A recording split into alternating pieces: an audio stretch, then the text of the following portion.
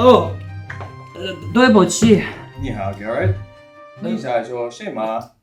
没什么，只是休息一下。请到我办公室来。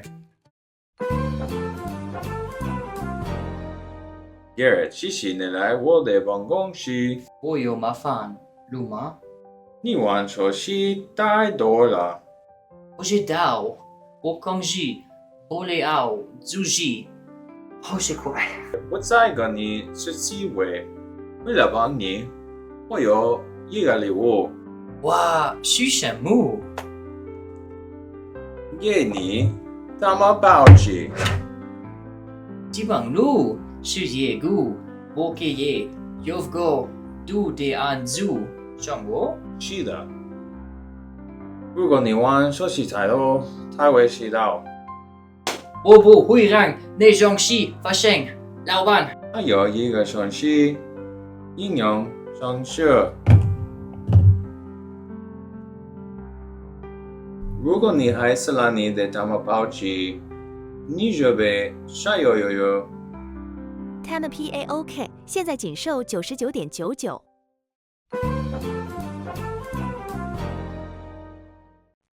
Hey, we hope you enjoyed our commercial for TamaPAOchi. I'm Garrett. I'm Dominic, and also on our team is Sophia and Coben, who couldn't be here for the taping of the video. But we're going to give you a quick deep dive on what we built, why we built it, what's going on inside of here, what we're calling the TamaPAOchi. So generally, the thing is that we want to battle phone use, especially at the workplace or whenever you want to be productive. Well, you know, it started with the brainchild. Garrett had this idea of wanting to bring back the old tamagotchis that were popular in the 90s. It was just this little digital pet you could take care of. And when him and I were talking about it, I said, you know, you should make a phone stand, just something to keep the phone on, that if the longer the phone is put on the stand, the more the creature grows, so it becomes interactive. And then that's kind of the whole thing that Garrett took and ran with, and this is kind of the first legit prototype that we came to, that the team built. And last but not least, neither of us know how to speak Mandarin. I think that was pretty obvious. We thought that was a tribute to Dr. Pao and his passion for what he does in teaching in this class and whatnot. So we wanted to do that in respect of Dr. He gave the Pao. order to have fun while making this video and entertain him. So I hope we did that. Yeah, Hope you entertained Pao. for sure. To go over the hardware real fast, as you can see, we have a 3D printer box and we're using a Raspberry Pi 5, and the cables you see are connected to a button on the top that is just hooked up over the GPIO pins, and you know, communicates like that. You can see all of the cables are connected to the screen. It's a simple LCD screen that connects over the GPIO pins as well. And what is not in there right now that you can see is that there should be speakers that are also hooked up to the GPIO pins. Those are not connected in the video right now, but they will be in there or should be in there. Yeah, that's everything to the hardware. Also, we're using a cheap Samsung phone for the phone app, but other than that, that's it.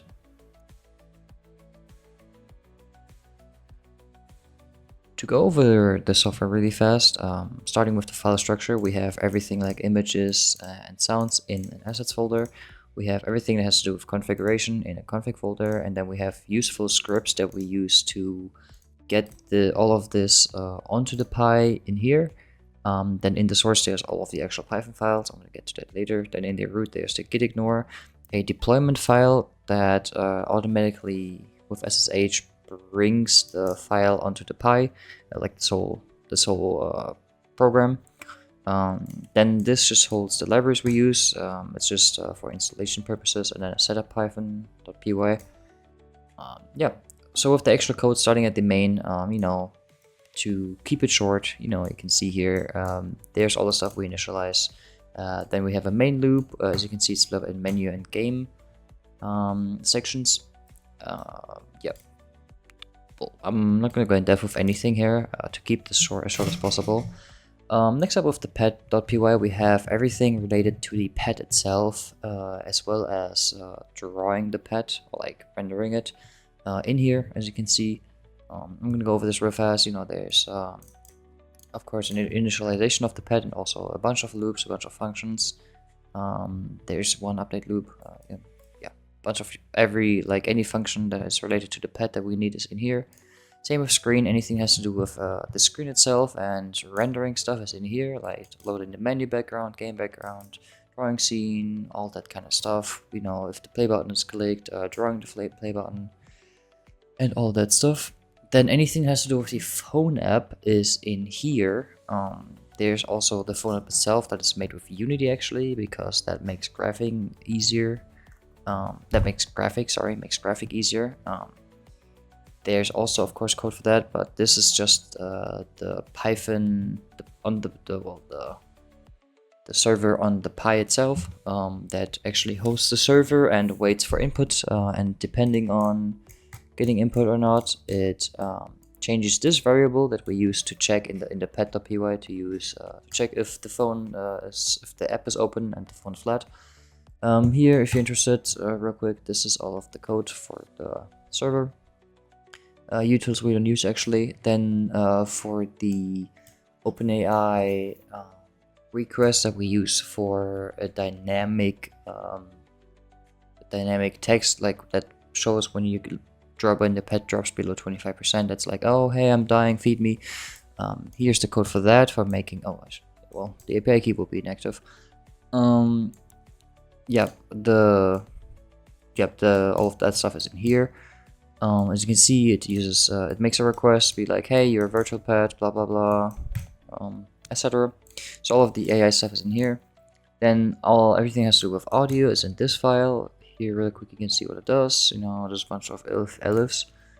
This is pretty small. This is just with this you can just check if the button is pressed or not. It's just a getter function, and that would be the whole code.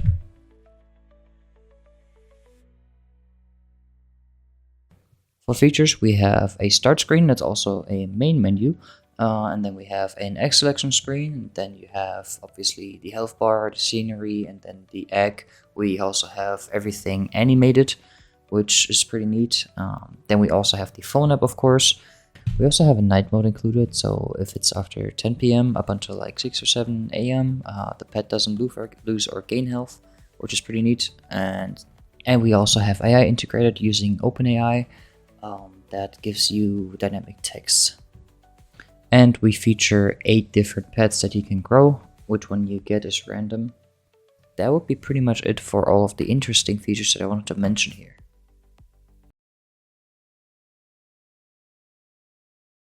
Thanks. For sure. It's been real. This is Team TamaPAOchi. We are officially done. Yep. Good job. All right.